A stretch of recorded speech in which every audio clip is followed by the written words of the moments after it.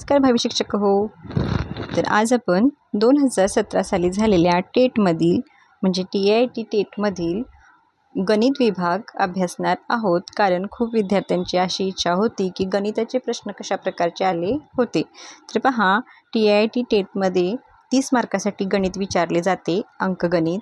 तर 2017मध्ये कशा प्रकारचे प्रश्न आले होते ते मी तुम्हाला आज दाखवणार आहे.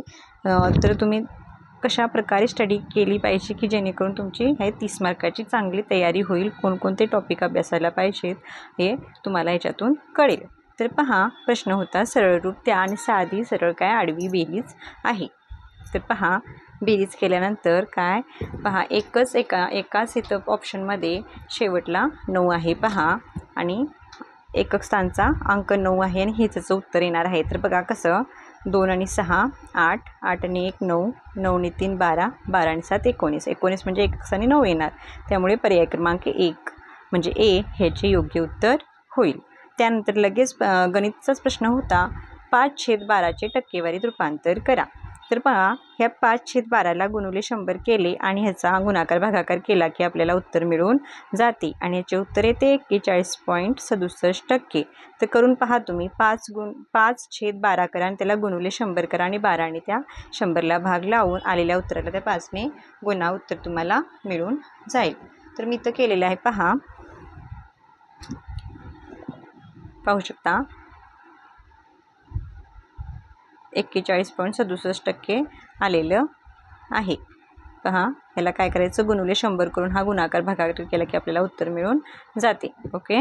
नंतर पहा, नंतरचा गणितचा प्रश्न, अंदाजे मूल्य काढायचे होते. तर इथं 2 क्रिया आहेत. तर पहिली क्रिया प्रथम करावी लागेल. ते 31ला 3ने भागायचं, आलेल्या उत्तराला 15ने गुणायचं. तर त्याचं जवळपास उत्तर 150च्या जवळ येतं. त्यामुळे त्याचं उत्तर आपण पर्याय क्रमांक ए मानलेलं आहे. जर 156च्या वरती आलं तर आपण 160कडे गेलो असतो आपण. तर 155 पर्यंत जर आलं तर आपण 150 पर्यंत आलं तर आपण काय घ्यायचं, 150 घ्यायचं. ते अंदाजे मूल्य काढायचे होते.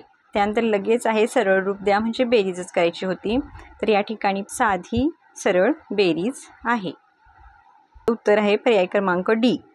त्यानंतर लसावी मसावीचा प्रश्न आला होता पहा, कोणता असू शकत नाही म्हटले तर काय करायचं की ह्या लसावीला जर 8ने भाग दिला तो निश्चित जातो, 12ने निश्चित जातो, 24ने निश्चित जातो, 35ने जात नाही. म्हणून याचं उत्तर येणार पर्याय क्रमांक डी. त्यानंतर साधा सरळ गुणाकार होता. आता पहा, इथं 7 सक्कम 42 किंवा 67 42, तर एकक स्थानी 2 येणार. त्यामुळे तुम्हाला गुणाकार करूनच पाहावं लागेल की ह्याचं उत्तर काय येते आणि ह्याचे उत्तर येते पर्याय क्रमांक बी.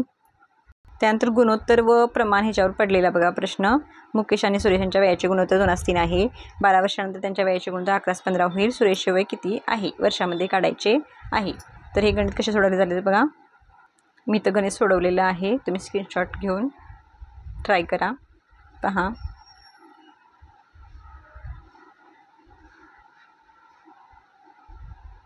मुकेशचे वय 32 आणि सुरेशचे वय 48 आलेले आहे. स्क्रीनशॉट घ्या आणि अशाच प्रकारच्या गणितांचा तुम्ही सराव करा. गुणोत्तर प्रमाण या प्रकरणाची तुम्ही तयारी करा. नेक्स्ट क्वेश्चन आहे, वर्गमुळात 400 वर्गमुळात 900 अधिक वर्गमुळात 1600चे मूल्य किती आहे. त्यांची वर्गमुळं काढून त्यांची बेरीज करायची आहे आणि यांची बेरीज येते पर्याय क्रमांक बी 90. पाहू शकता. नेक्स्ट क्वेश्चन पहा, पूर्णांकावर आलेला आहे. तर ह्याचं उत्तर पर्यायावरून काढावं लागेल. तर पहा, हा जो अपूर्णांक आहे धन पूर्ण अपूर्णांक, याचा व्युत्क्रम घ्यायचा आणि त्यांच्यातील फरक हा येतो का बघायचा. असं पर्यायावरून 4 पर्यायांचा विचार करून तुम्हाला ह्याचं काय करावं लागेल, उत्तर काढावं लागेल. तर अपूर्णांक हे सुद्धा प्रकरण फार महत्त्वाचं आहे आणि ते तुम्ही त्याची पूर्ण तयारी करायला हवी. पहा, मी इथं गणित केलेलं आहे. बी क्रमांक जो बी पर्याय आहे तिथं 6/11 आहे. त्याचा व्युत्क्रम धन घेतला 11/6 त्याच्यातील, आणि तो पूर्णांक घेतला अपूर्णांक घेतला 6/11. ह्याच्यातील फरक बघा, 11 11 121 वजा साईन 36, 11 सक्क 66 आले. लसावी यांची वजाबाकी आली 85 आणि छेदात आले 66. म्हणजे आपलं पर्याय क्रमांक बी हे योग्य उत्तर आहे. खालील प्रश्न पहा, खालील आकृतीमध्ये जर यस हा 50पेक्षा लहान आणि टी हा 50पेक्षा लहान तर काय म्हटले 4 पर्याय दिलेले आहेत पहा. आणि आपल्याला काय करायचं आहे, 4 पर्याय कोणता पर्याय योग्य आहे ते ठरवायचं आहे. तर पहा आकृतीमध्ये त्रिकोणाच्या तिन्ही कोणांची बेरीज किती असते 180 अंश. आता इथं त्यांनी अट कशी दिलीत की हा यस जो कोण आहे त्या 50 अंशापेक्षा लहान आहे. मग आपण हा 49 धरूया. तिन्ही कोणांची बेरीज किती 180. हा 50 आणि हा 49 यांची जर आपण बेरीज केली तर आली 99 आणि ती 180मधून वजा केली तर किती मिळतात इथं 81 मिळतात. म्हणजेच टी हा कोण 80पेक्षा मोठा आहे. म्हणजे जिथं पर्याय क्रमांक डी हा योग्य पर्याय ठरतो. नेक्स्ट क्वेश्चन पहा. सरळ व्याज आहे. सरळ व्याजाचा प्रश्न आहे. तुम्हाला सरळ व्याज, चक्रवाढ व्याज, हे नफा तोटा ही सगळी प्रकरणं, काळ काम वेग ही सगळी प्रकरणं करावी लागतील. तर मी सविस्तर व्हिडिओ बनवणारच आहे. तुम्हाला फक्त कशा प्रकारचे प्रश्न आले होते ते पण एका क्वेश्चन पेपरमधले मी इथं आता दाखवत आहे. ह्या प्रश्नाचं उत्तर येते 12 वर्षे. नेक्स्ट क्वेश्चन आहे. वर्गमूळ काढायचं आहे. 676चं सर्वांनाच पाठ आहे. 30पर्यंतचे वर्ग व वर्गमूळ सगळ्यांना माहीत असतील. याचं उत्तर आहे पर्याय क्रमांक बी.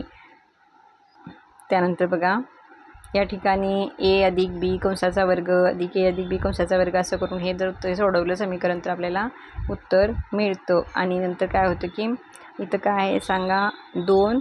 इथं काय येईल की इथं जर ए धरलं ह्याला आणि बी धरलं, ह्याला ए धरलं ह्याला बी धरलं, ए गुणिले ए म्हणजे ए वर्ग अधिक ए बी गुणिले बी म्हणजे बी वर्ग.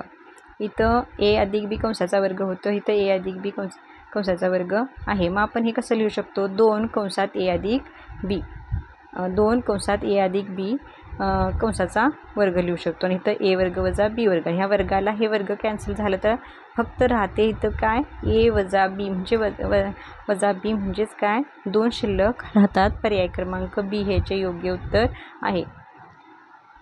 नेक्स्ट क्वेश्चन पहा. 98 गुणिले 98 वजा 76 गुणिले 76. या ठिकाणी आपण ए वर्ग वजा बी वर्ग लिहून आपण काय ते गणित सोडवू शकतो.